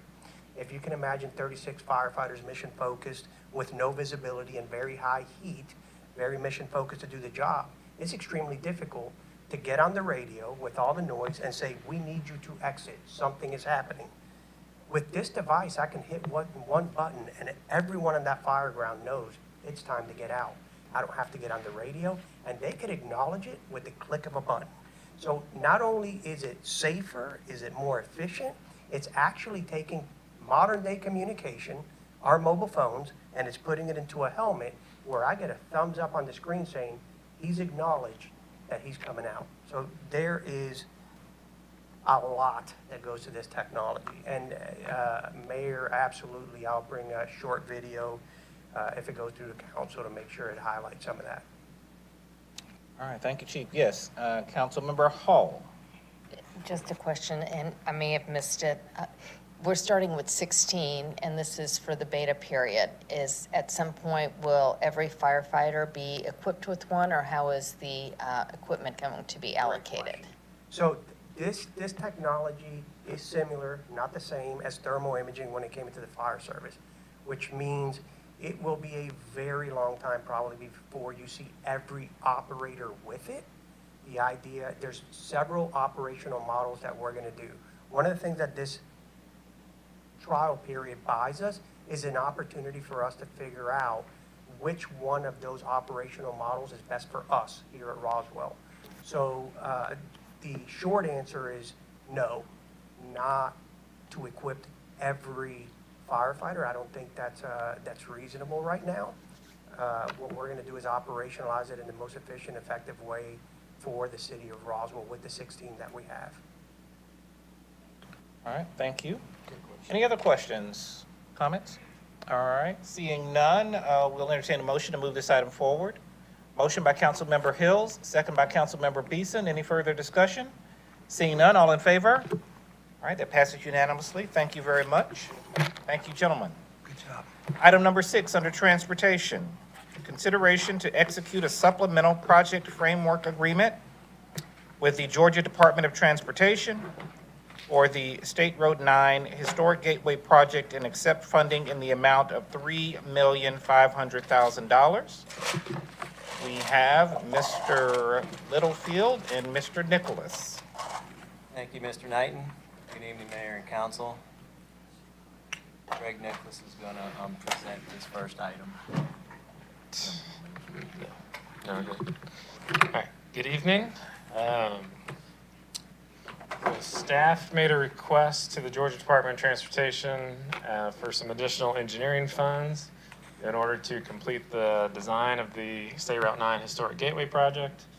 GDOT has agreed and awarded $3.5 million to go towards the engineering of the project. In order to do this, a supplemental project framework agreement is needed in order to recognize the additional funding allocations for this project. GDOT will essentially reimburse the city for any money spent on the engineering phase up to $3.5 million. Yeah. So staff is recommending approving the SPFA, and with that, we'll entertain any questions.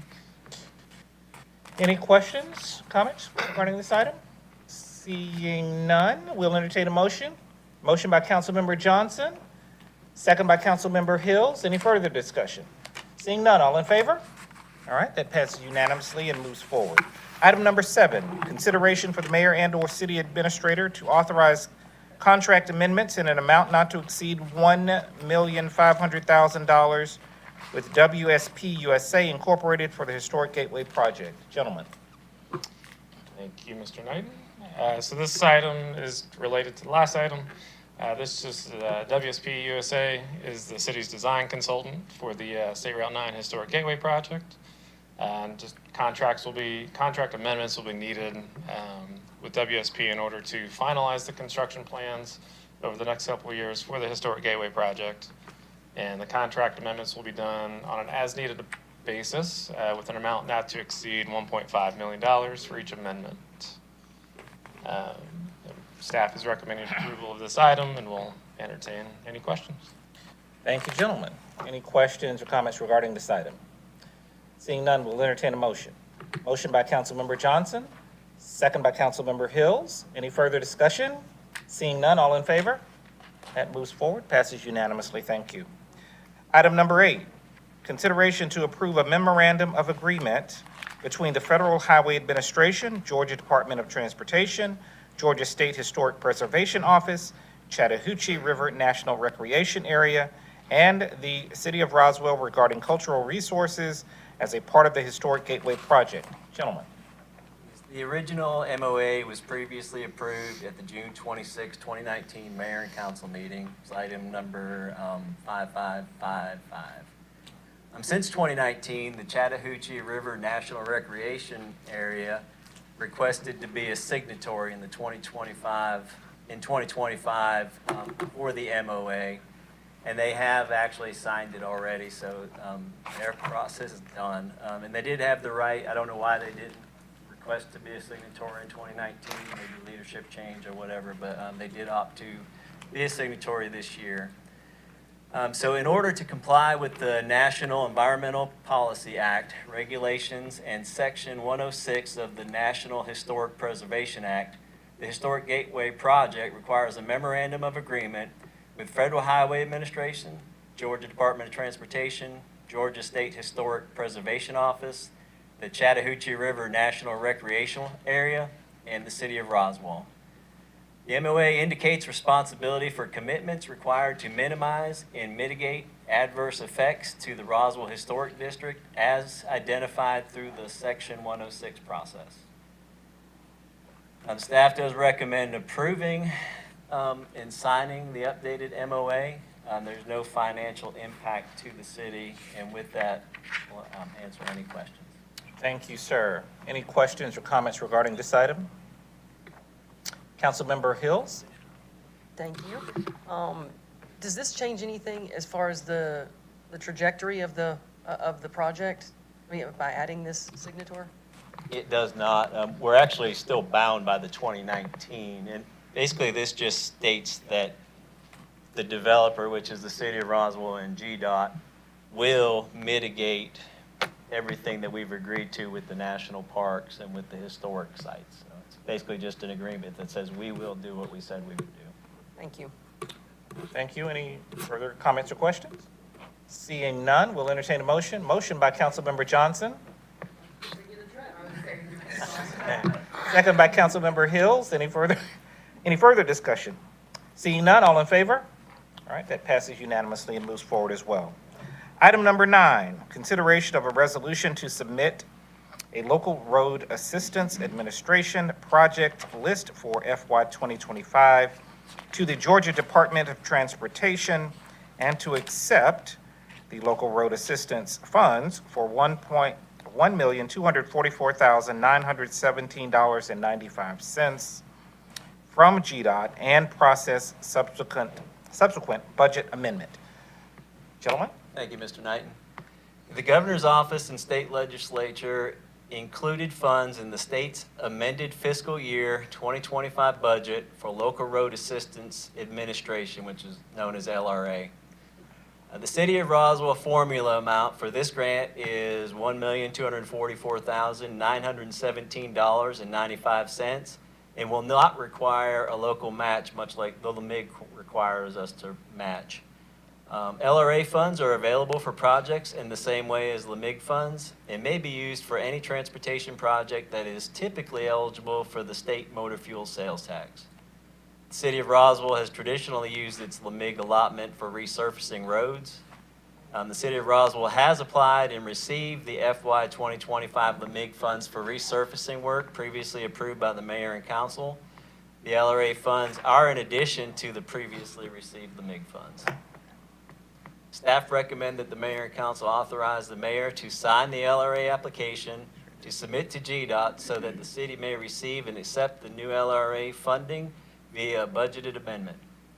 Staff also recommends these funds be used to fund the Green Street activation project and to pursue citywide resurfacing. The financial impacts, once the grant is accepted, the city will accept the state funds in the amount of $1,244,917.95 from GDOT, and a budget amendment will be needed to accept the funds and establish the grant budget. Are there any questions? Any questions regarding this item? Yes, Mayor Wilson? Mr. Chairman, Jeff, Sharon, quick question, sorry, off the fly.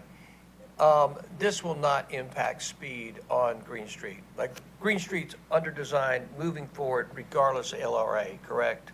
Right? It is. This is just another option of yeah. funding. We're still waiting on the, And second question, Bill, is I apologize. I don't remember seeing LRA. I don't remember seeing LRA. Have I forgotten? I don't remember seeing this coming into the budget. Is this new? this is new. It was just realized about maybe a month ago. I'm just saying, I don't remember us putting it into our calculations for this year. Am I wrong? Right. This is new? It's the extra state money. Okay, good. State, yeah. Perfect. State budget. Sorry. Yeah. Sorry, guys. Thanks. Thank you, sir. Yes, sir. All right, thank you. Councilmember Johnson, you have a comment? Got it? Okay. Okay. Okay, all right. Thank you. Any further questions or comments regarding this item? Yes, Councilmember Hills.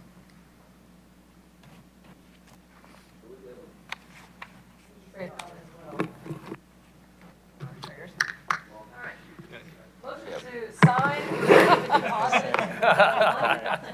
There you go. All right, Motion to sign, receive, and deposit these dollars. All right, we've got a motion by Councilmember Hills, thank you. Second by Councilmember Johnson. Any further discussion? Turn it off. Any further discussion? Seeing none, all in favor? All right, that passes and moves forward unanimously. Thank you very much. Then item number 10 under transportation, consideration to award the FY 2025 road resurfacing contract. Gentlemen? Thank you, Mr. Knighton. We received 10 bids for the road resurfacing contract. They were submitted by the deadline of April 17th of 2025. Vertical Earth was the low bidder at $4,065,986.10. Advertised road list included all available local and the MIG funds, so the general fund and the MIG funds are all advertised and part of this contract. The list of roads to be resurfaced was approved by Mayor and Council in December of 2024. This is just a list of the roads. I think it represents approximately 17 miles of resurfacing throughout the city. Here's just a map showing there's a good representation of east and west Roswell. And here are the 10 bids that we received in the tabulations. As you can see, Vertical Earth was the low bidder at $4,065,906.10. We did verify their references. They came back good. So we feel comfortable with awarding this resurfacing contract to Vertical Earth.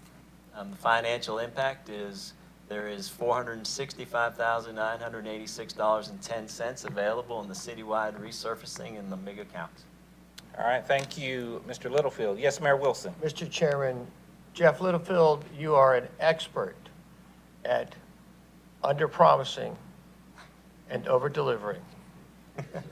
So, what are you over-delivering? Do you want to share the goodies of what you're over-delivering with this contract? Because I know you got the list that we approved, but I got a sense you're under-promising and over-delivering again. We will know as we get into the contract. As you know, last year we were able to save about $600,000 on our resurfacing through just being good stewards of the city's money with our inspection staff. So I anticipate that we will have some, but we'll know about midway through the resurfacing contract how much we'll have. You know, in other words, you want to save your... Just in case, yes. All right. All right. Yes, Councilmember Hall. And when is this going to start? When does the resurfacing start? What's the time frame? It will go to council, I believe it's May 12th. And then after that, we will have our pre-construction meeting. We'll gather all of the insurance documents and things like that from the contractor. We'll have a pre-construction meeting and award a notice to proceed. And then they have approximately 120 days in the contract to finish it. Are we hurting your timetable by not having a council meeting for 2 weeks? Is this hurting any of the timing whatsoever in terms of... Because we can have a special Yeah. call. It's not, is it hurting? It's not hurting anything. Okay. Sir. Summer is perfect time to resurface. I mean, you got enough time. You got enough time. And we already have our bid prices, so they're locked in, so. And they group them, if they're in one area, they do that area at the same time. Yeah, the contractor will decide their schedule and which roads they do first based on their availability of Well, crews. Jeff's going to come to you in middle of June, and he's going to say, oh, by the way, because he's a master at this, I can get this done and this done and this done and this done. Is that okay? You know, and it's going to be well more than what we think he's going to get done. That's why I want to know. Don't jinx it. No, well, like, it would be better if you started May the 1st, obviously. I mean, ideally, just because it is paving time. Or you're saying, hey, I'm okay starting May 20th? Yeah, paving typically is good through November 15th-ish. So, I mean, we have plenty of time with the 120 days if we were to add some roads.